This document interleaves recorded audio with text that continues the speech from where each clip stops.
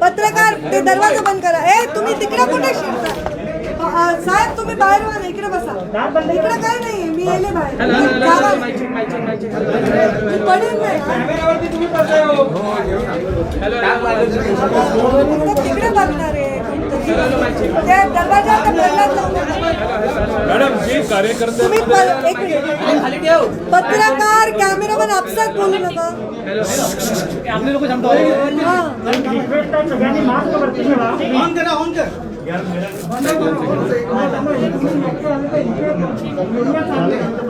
तुम्ही गप्प बसा रे, आपले लोक जे इथे थांबले.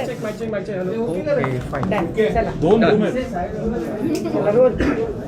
मॅडम जी कार्यकर्त्यांमध्ये चर्चा होती गेले 2 दिवस, तुमचा दिल्ली दौरा झाला की नाराजी आहे आणि म्हणून दिल्ली दौरा झाला आणि मग तिथे समजूत घ्या अशी कार्यकर्त्यांमध्ये चर्चा आहे. तुम्ही आता भाषण पण केलं, वस्तुस्थिती पुन्हा एकदा काय सांगता? सर्वप्रथम गर्दीमुळे थोडी गैरसोय झाल्याबद्दल मी तुमच्या सगळ्यांची दिलगिरी व्यक्त करते. आज तिकडे गप्प बसायला लावतो का जरा? ललित उधर शांत रहने बोले, प्रेस जोर से चिल्ला के ऐसे नहीं चलेगा, इनको नहीं सुनेगा कोई. मामा तुम्ही सांगा, प्रदीप जा ना बाहेर, शांत बसायला सांगा. तर तुम्ही आपसात बोलू नका ना प्लीज. मला स्वतःचाच आवाज ऐकू येत नाही, माझा प्रॉब्लेम आहे. मी काही दिवसांपूर्वीपर्यंत पत्रकार परिषद घेऊन, माझी प्रेस चालू आहे, त्यांना येऊ द्या नाही तर बसा. नाही ते सगळेच एवढे वळवळ करतात. शांत बसा. त्या बिचाऱ्यांना केव्हाच सॉरी, आता बस. तुम्ही बाहेर जाऊन त्यांना शांत. तुम्ही आपसात कोण बोलते? मला ऐकू येत नाही, मला माझा आवाज ऐकू येत नाही.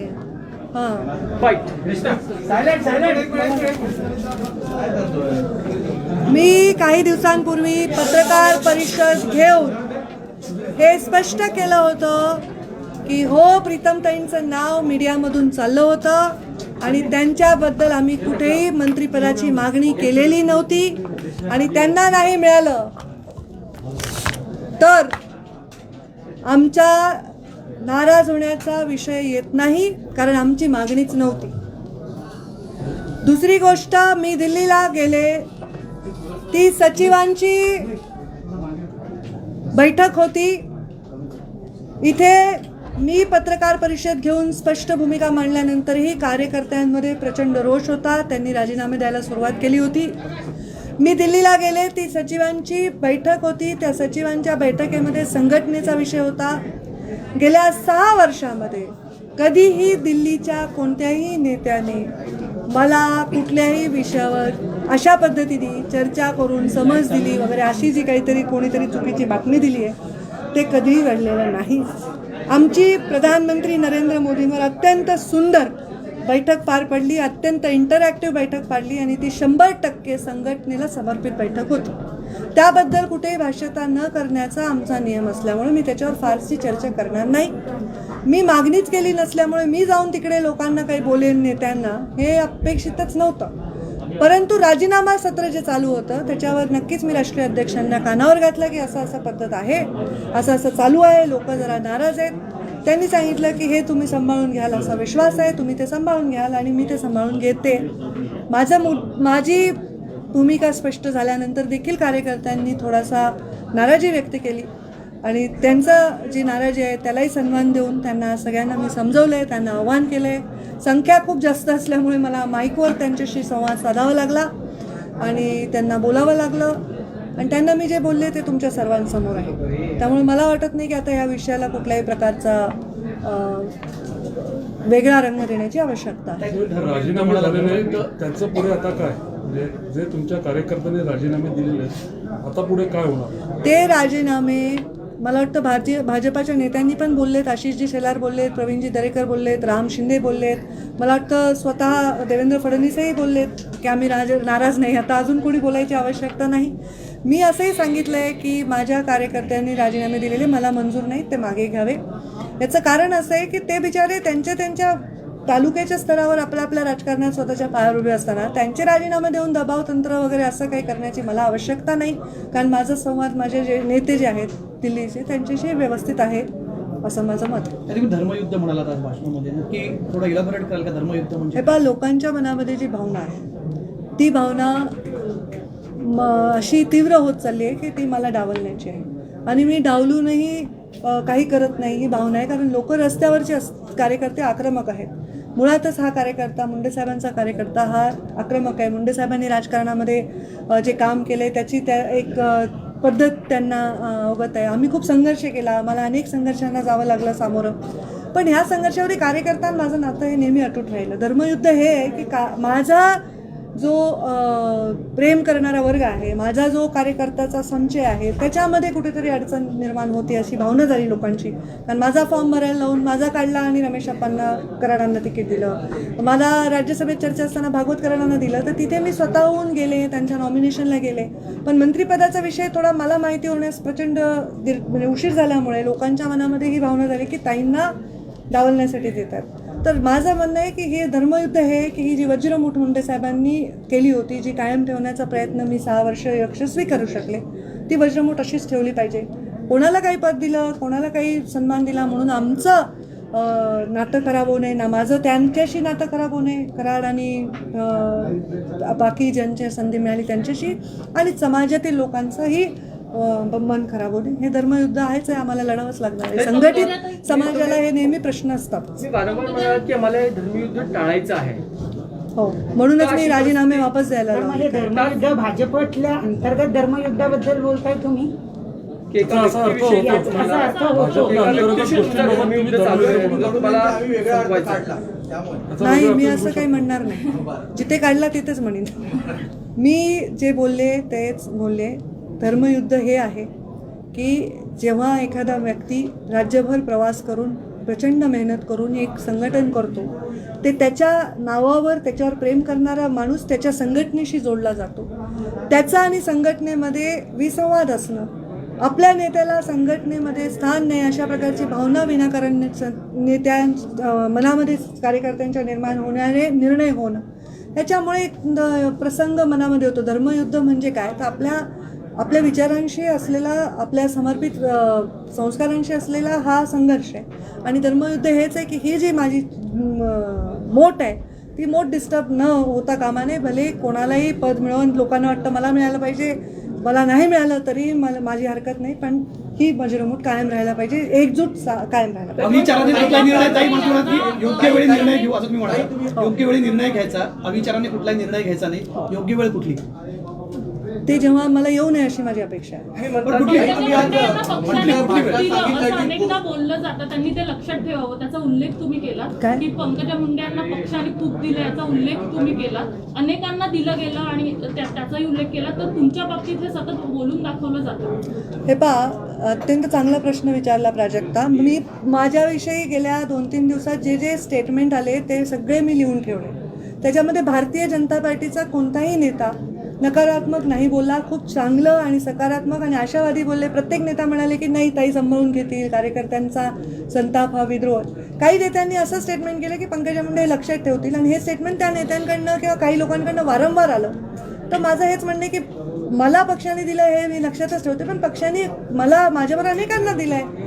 त्यामुळे माझं हो बरोबर आहे की सतत हे बोलून का दाखवलं जातं जे माझ्या पक्षातले नाहीत त्यांच्याकडनं. तुम्ही म्हणता की आपली शक्ती किया तो आपने कहा कि प्रधानमंत्री मोदी मैं पूरा हिंदी में बोलूँ वापस से? सवाल ये है कि आपने जो भाषण किया उसमें कहा कि प्रधानमंत्री मोदी, अमित शाह, जेपी नड्डा आपके नेता है, लेकिन देवेंद्र फडणवीस जो महाराष्ट्र के नेता है उनका नाम लेना शायद आप भूल गई या? मैं राष्ट्रीय स्तर पे काम कर रही हूँ, महाराष्ट्र के कोई भी पद पर मैं नहीं हूँ. मेरे नेता राष्ट्रीय स्तर पर ही हैं.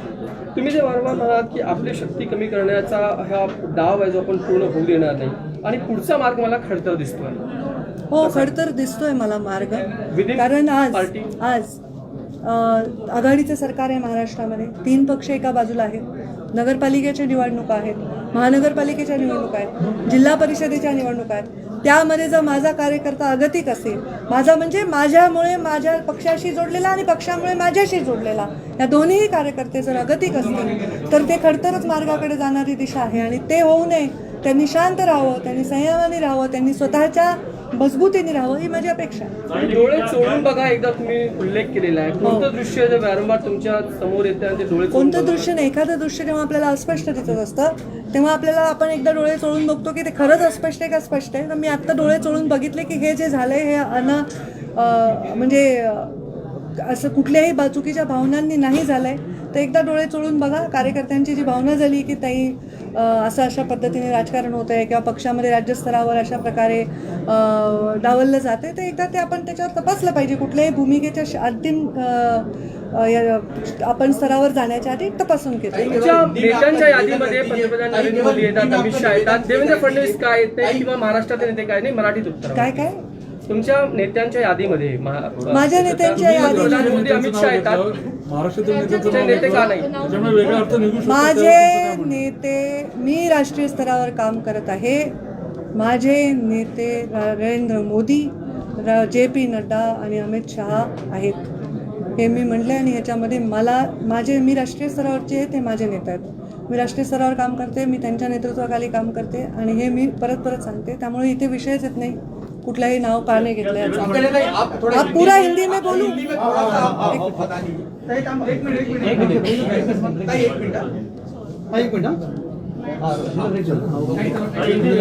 एक मराठीत एक छोटासा प्रश्न विचारतो. मी म्हणाल की ज्या दिवशी अंगावर छत पडेल त्या दिवशी बघू. नेमकं काय? आता हे पहा, मला वाटतं की चांगली वक्ता आहे. आय डोंट नो तुम्हाला काय वाटतं, पण वक्ता जेव्हा बोलत असतो ना तर त्याचा सगळ्या अंगाने त्याचा विचार केला पाहिजे. तो आपलं भाषण फुलवत असतो. तुम्ही जर बघितलं माझे भाषण, मी पब्लिकशी संवाद साधते. मी असं उभा राहून धडधड माझे मुद्दे बोलून जात नाही किंवा मी ते ऐकतायत का नाही याची दखल घेत नाही असंही नाही होत. त्यांना इन्व्हॉल्व ठेवते. आणि माझा फॉलोअर आहे, शहरी फॉलोअर आहे. जशाला जे अपील होईल ते वाक्य बोलते, अलंकारित बोलते, चांगलं बोलते. चांगलं वक्तृत्व आहे. प्रत्येक गोष्टीचं आपण किस पाडण्याची आवश्यकता नाही. मैं आज जो कार्यकर्ता पूरे राज्य भर से आए थे, कुछ तेलंगाना, मध्य प्रदेश, गुजरात से छोटे छोटे पंचायत के सदस्य वगैरह आए थे, आज उन सब से मैंने बातचीत की. बातचीत जाहिर तरीके से करनी पड़ी क्योंकि बहुत संख्या में आए थे. माइक लगाकर उनसे संवाद किया. आपने देखा कि वो भी बात कर रहे थे और मैं भी उनसे बात कर रही थी. उन्होंने सबने रेजिग्नेशन दिया था और ये रेजिग्नेशन का कारण उनका असंतोष बताया था. वो असंतोष ये था कि उनकी इच्छा थी कि भारतीय जनता पार्टी में मंत्रिमंडल जो अभी प्रीतम ताई काम कर रही है, जो मेरी बहन है, जो सांसद है, लोकसभा से चुन के आई है, उनका नाम चल रहा था मीडिया के माध्यम से और चर्चा हो रही थी. तो उनका नाम चलने के बाद उनको मंत्री पद नहीं मिला. वो तो है ही नहीं, पर डॉक्टर भागवत कराड़ इनको मिला. उस बारे में मैंने ऑलरेडी पत्रकार परिषद लेकर कुछ दिन पहले खुलासा किया था कि मेरे परिवार ने, प्रीतम मुंडे ने कभी कोई मांग नहीं की कि हम मंत्री पद चाहते हैं. मैंने कोई नेता से इस बारे में कोई बात नहीं की. तो हमारी जब हमने मांग ही नहीं की तो नाराज़गी का प्रश्न उद्भवता नहीं है. और इसमें जो डॉक्टर कराड़ को मिला वो भी मुंडे साहब के कार्यकर्ता हैं, मुंडे साहब के विचारों पे चलने वाले कार्यकर्ता हैं और उनको मिला है तो मैंने उनका अभिनंदन किया. वो मुझसे उम्र में बड़े हैं, उनका अवमान ना हो ऐसा आह्वान मैंने लोगों को किया. और मैंने ये स्पष्ट किया है कि हमारी कोई मांग नहीं थी. लोगों के बीच में इसलिए दुख है, इसलिए थोड़ा सा असंतोष है क्योंकि लोग चाहते हैं कि अपने नेता को ताकत मिले. पर मैं ये समझती हूँ कि कोई पद से ताकत मिलने की आज आवश्यकता लगती नहीं. इतना वीक नेता होता नहीं है. और मैंने अपने और एक चीज़ को मैं स्पष्ट करना चाहती हूँ. मैं दिल्ली गई थी तो मेरी संगठन की बैठक थी, मैं राष्ट्रीय सचिव के तौर पे गई थी. दिल्ली में ऐसी कोई भी बात हुई नहीं. कुछ माध्यमों ने ये चलाया कि हमें मोदी जी ने डांटा या हमने मोदी जी ने कुछ बताया. ये सब गलत बात है. मोदी जी के साथ बहुत ही सुंदर मार्गदर्शन हुआ, बहुत ही सुंदर आदान प्रदान विचारों का हुआ और 100% संगठन की बैठक थी. उन्होंने ऐसी कोई बात कभी कही नहीं. और JP नड्डा जी हमारे राष्ट्रीय अध्यक्ष हैं, मैंने उनसे भी बातचीत की. ये राजीनामा लोग दे रहे हैं, रेजिग्नेशन दे रहे हैं और उनके बारे में मैंने चर्चा की और किसी ने मुझे पूछकर जवाब मांगा नहीं, मैंने खुद से उनसे चर्चा की और उनको सारी चीज़ें बताई और वो उन्होंने कहा कि आप इसको संभाल लेंगे, हमें विश्वास है। और मैंने यही कहा कि लोगों का असंतोष है, मैं उसको संभाल भाई लूँगा। अपने धर्म युद्ध जब तक टाल सकते हैं तब तक टालने की बात कही है, उसको थोड़ा विस्तार में समझाइए। ये मेरे कार्यकर्ता है, ये बहुत बड़ा संचय है, ये महाराष्ट्र के कोने कोने में है। ये मेरी वजह से कुछ लोग पार्टी से जुड़े होंगे, कुछ पार्टी की वजह से मुझसे जुड़े होंगे। तो ये जो लोग हैं, इनके मन में अगर हमेशा ये रहा कि प्रश्न चिन्ह कि हम क्या करें, हमारी नेता का क्या है, मैं उनको चाहती हूँ प्रश्न चिन्ह से वो बाहर निकले, वो द्वंद्व से बाहर निकले। और ये धर्म युद्ध होता है हमेशा आर या पार। जो मेरा कार्यकर्ता थोड़ा आक्रामक है, वो हमेशा जबकि मैंने प्रेस लेकर क्लियर करके भी उन्होंने राजीनामा दिया, तो मैंने उनको ये कहा कि मुझे इस धर्म युद्ध में नहीं जाना है। मैं नहीं चाहती कि मेरे नेता के पद के लिए कार्यकर्ता शहीद हो जाए और अपने पदों से रेजिग्नेशन दे। वो उनके पद बहुत ज़्यादा मेरे लिए मायने रखते हैं। वो अपने छोटे छोटे घर में छोटे छोटे परिस्थितियों में से निकलकर वो अपने पदों पर तक अपना प्रवास तय करते हैं और मैं नहीं चाहती कि वो अपने पदों का मेरे इस प्रवास में बलिदान दे। जबकि उनको अगर पद मिले, भले ही वो भागवत कराड़ हो और कोई हो, तो ये मेरे लिए सम्मान की बात है। मैं जातिवाद में विश्वास नहीं करती, पर ये जो जाति है वो एक संघ है, एक दिशा में जाने वाली है और इसमें अगर कोई टूट पड़ती है तो मेरा दिल दुखता है। मैं नहीं चाहती कि वो टूट पड़े। लेकिन आपने सही समय आने की बात की, आपने कहा कि सही समय आने पर निर्णय लिया जाएगा। आपने कहा सही समय आने पर निर्णय लिया जाएगा, अविचार से कोई निर्णय नहीं लेना। वो सही समय कौन सा है, सही समय पर कौन सा निर्णय लेने की बात आप कर रही हैं? जब वो आएगा तब मुझे पता चलेगा। अभी कार्यकर्ताओं का संवाद अलग होता है और पत्रकारों से संवाद अलग होता है। कार्यकर्ताओं से मैं भाषण देती नहीं हूँ, मैं अपना भाषण याद करके आके डिलीवर करके नहीं जाती हूँ। मैं हमेशा देखती हूँ कि प्रतिसाद क्या है, रिस्पॉन्स क्या है। और ज़रूर हर राजनीति में, हर फील्ड में ये युद्ध सबको इससे गुजरना पड़ता है, आपको भी गुजरना पड़ता होगा। और तब हमको सही निर्णय लेना और अपने निर्णयों के वजह से ज़्यादा असर लोगों को फ़ायदा ही हो, नुकसान ना हो, इसकी चिंता करना ये नेता का कर्तव्य है। और जो मेरा कर्तव्य है, मैं नहीं चाहती मेरे कार्यकर्ताओं को कोई आपत्ति हो। किस चीज़ का निर्णय लेंगे? शिवसेना पार्टी है, कहा जा रहा है शिवसेना में जाने वाली है या शिवसेना से नहीं बढ़ रही है? मैंने भी ऐसा सुना, ऐसा कहा जा रहा है। ताई वडेट्टीवारांनी आताच टीका केलेली आहे की कौरवही त्यांच्याच पक्षाचे, पांडवही त्यांच्याच पक्षाचे, महाभारतही त्यांच्याच पक्षात सुरू आहे, अशी भाजपवर टीका केली। ठीक आहे, मी तर बघेन काय म्हणाले ते। एक शेवटचा प्रश्न तो म्हणजे तुम्ही असं म्हणालात की जर मी संपले असले तर मला संपवण्याचा प्रयत्न सुद्धा संपला असेल, असा प्रयत्न तुमच्या पक्षातून झाला होता असं म्हणायचं? हे पहा, मला सतत संघर्ष माझ्या वाट्याला आलेला आहे आणि आत्ता माझा कार्यकर्ता जो दुखावला गेला आहे तेव्हा मी अत्यंत मोकळी व्यक्त झालेली आहे। आणि मला असं वाटतं की ह्या सगळ्या गोष्टींची सगळ्या पद्धतीने सर्वांना आम्हाला माहिती आहे की कसं आहे महाराष्ट्राचं राजकारण, कसं आहे महाराष्ट्राचं पॅटर्न, ह्या सगळ्या गोष्टींना सांभाळून घेऊनही राजकारण करता येतं। उदाहरणार्थ, जेव्हा डॉक्टर भागवत कराडांना राज्यसभा द्यायची होती तेव्हा मी त्यांचं नॉमिनेशन करायला गेले होते। त्यामुळे ह्या गोष्टी ज्या होत राहतात, कुठेतरी मीडियात एक बातमी होते प्रीतम मुंडे दाखल झाल्या तिथे, मग आम्हाला ते क्लिअर करावं लागते की बाबा आम्ही मुंबईत आहोत। मग कोणीतरी म्हणतं की पंकजा मुंडे नाराज, आम्हाला क्लिअर करावं लागते की नाही बाबा आम्ही नाराज नाही, आम्ही मागितलंच नाही तर नाराज कशाला, जी गोष्ट मी मागितलीच नाही। हे सतत जे चाललेलं आहे हे कुठेतरी मला डिस्टर्ब करणार आहे आणि त्यामुळे मी त्याच्यावर स्पष्ट भूमिका घेतलेली आहे। आणि मला वाटतं की हे जे आत्ता चाललं आहे पक्षामध्ये, बऱ्याच लोकांना ऐकून घेण्याची आवश्यकता आहे आणि त्याच्यात मीही काही रोल प्ले करेन आणि नेत्यांनी वरच्या दखल घ्यावी असं माझं इच्छा आहे। कॉमा की बात आपने कही है, क्या फुल स्टॉप दिमाग में है? फुल स्टॉप मेरे बहुत कॉमा लगने वाले हैं, फिर देखिए।